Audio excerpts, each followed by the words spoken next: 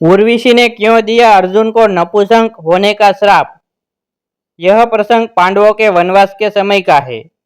अपने वनवास के समय एक बार पांडव वेदव्यास जी के आश्रम में पहुंचे और उन्हें अपना दुख बताया। युधिष्ठिर ने वेदव्यास जी से प्रार्थना करी कि वो उन्हें अपना राज्य पुनः प्राप्त करने का कोई उपाय बताए।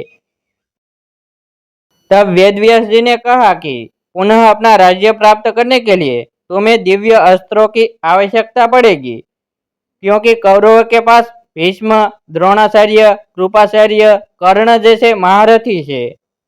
अतः बिना दिव्य अस्त्र प्राप्त किए तुम उनका कुछ नहीं बिगाड़ सकते।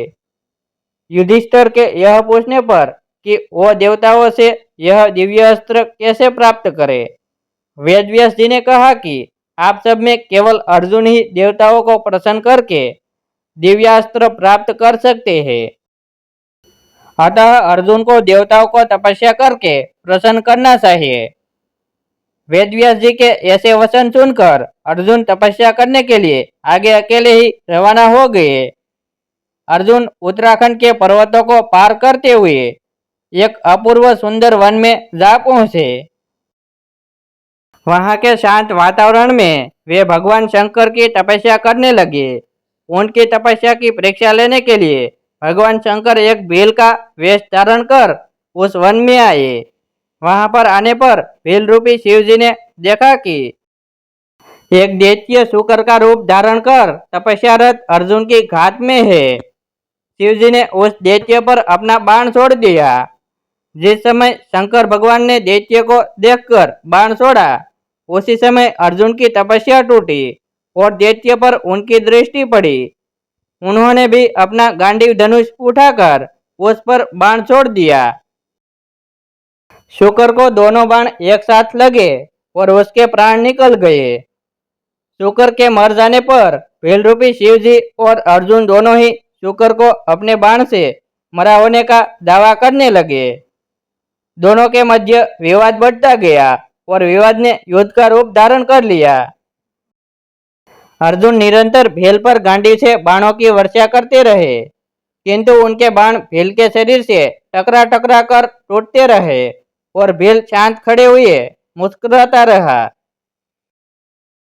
अंत में उनकी तरकस के सारे बाण समाप्त हो गए। इस पर अर्जुन ने भील पर अपनी तलवार से आक्रमण कर दिया। अर्जुन की तलवार भी भील के शरीर से टकराकर दो टुकड़े हो गए। अब अर्जुन क्रोधित होकर भील से मल्ल युद्ध करने लगे। मल्ल युद्ध में भी अर्जुन भील के प्रहार से मूर्छित हो गए। देवताओं ने दिए अर्जुन को दिव्यास्त्र। थोड़ी देर पश्चात जब अर्जुन की मूर्छा टूटी तो उन्होंने देखा कि भील अब भी वहीं खड़े मुस्कुरा रहा है। भील की शक्ति देखकर अर्जुन को अत्यंत आश्चर्य हुआ और उन्होंने भील को मारने की शक्ति प्राप्त करने के लिए शिव मूर्ति पर पुष्पमाला डाली। किंतु अर्जुन ने देखा कि वह माला शिव मूर्ति पर पड़ने के स्थान पर भील के कंठ में चली गई। इससे अर्जुन समझ गए कि भगवान शंकर ही भील का रूप धारण करके वहां उपस्थित हुए हैं। अर्जुन शंकर जी के चरणों में गिर पड़े। भगवान शंकर ने अपना असली रूप धारण कर लिया और अर्जुन से कहा, हे अर्जुन, मैं तुम्हारी तपस्या और पराक्रम से अति प्रसन्न हूँ और तुम्हें पशुपत्यास्त्र प्रदान करता हूँ। भगवान शंकर अर्जुन को पशुपत्यास्त्र प्रदान कर अंतर्ध्यान हो गए। उसके पश्चात वहां पर वरुण, यम, कुबेर, गंधर्व और इंद्र अपने अपने वाहनों पर सवार होकर आ गए। अर्जुन ने सभी देवताओं की विधिवत पूजा की। यह देखकर यमराज ने कहा, अर्जुन, तुम नर के अवतार हो तथा श्री कृष्ण नारायण के अवतार है। तुम दोनों मिलकर अब पृथ्वी का भार हल्का करो।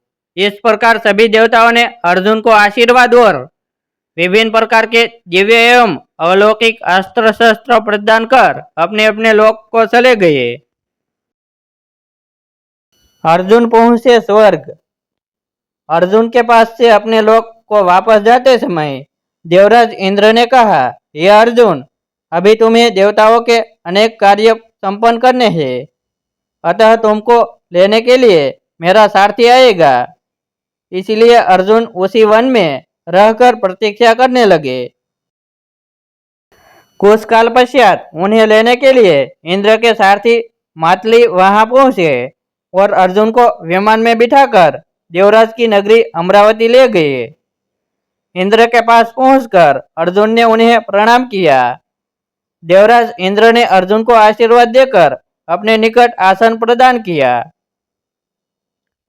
अमरावती में रहकर अर्जुन ने देवताओं से प्राप्त हुए दिव्य और अलौकिक अस्त्र शस्त्रों की प्रयोग विधि सीखा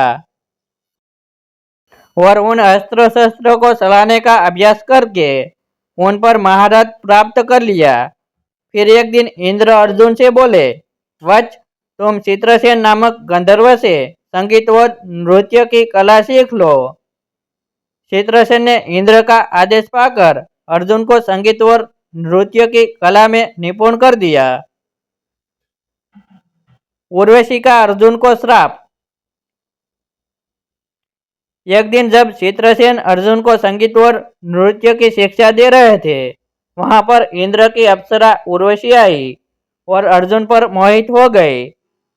अवसर पाकर उर्वशी ने अर्जुन से कहा, ये अर्जुन, आपको देखकर मेरी काम वासना जागृत हो गई है, अतः आप कृपया मेरे साथ विहार करके मेरी काम वासना को शांत करें। उर्वशी के वचन सुनकर अर्जुन बोले, हे देवी, हमारे पूर्वज ने आपसे विवाह करके हमारे वंश का गौरव बढ़ाया था, अतः पूर्व वंश की जननी होने के नाते आप हमारी माता के तुल्य है। देवी, मैं आपको प्रणाम करता हूँ। अर्जुन की बातों से उर्वशी के मन में बड़ा क्षोभ उत्पन्न हुआ और उसने अर्जुन से कहा, तुमने नपुंसकों जैसे वचन कहे हैं, अतः मैं तुम्हें शाप देती हूँ कि तुम 1 वर्ष तक पुंसत्वहीन रहोगे। इतना कहकर उर्वशी वहां से चली गई। जब इंद्र को इस घटना के विषय में ज्ञात हुआ तो वे अर्जुन से बोले, वत्स, तुमने जो व्यवहार किया है वह तुम्हारे योग्य ही था। उर्वशी का यह शाप भी भगवान की इच्छा थी। यह शाप तुम्हारे अज्ञातवास के समय काम आएगा। अपने 1 वर्ष के अज्ञातवास के समय ही तुम पुंसत्वहीन रहोगे और अज्ञातवास पूर्ण होने पर तुम्हें पुनः पुंसत्व की प्राप्ति हो जाएगी। अर्जुन बने बृहन्नलाला। इस शाप के कारण ही अर्जुन 1 वर्ष के अज्ञातवास के दौरान बृहन्नलाला बने थे। इस बृहन्नलाला के रूप में अर्जुन ने उत्तरा को 1 वर्ष नृत्य सिखाया था। उत्तरा विराट नगर के राजा विराट की पुत्री थी। अज्ञातवास के बाद उत्तरा का विवाह अर्जुन के पुत्र अभिमन्यु से हुआ था।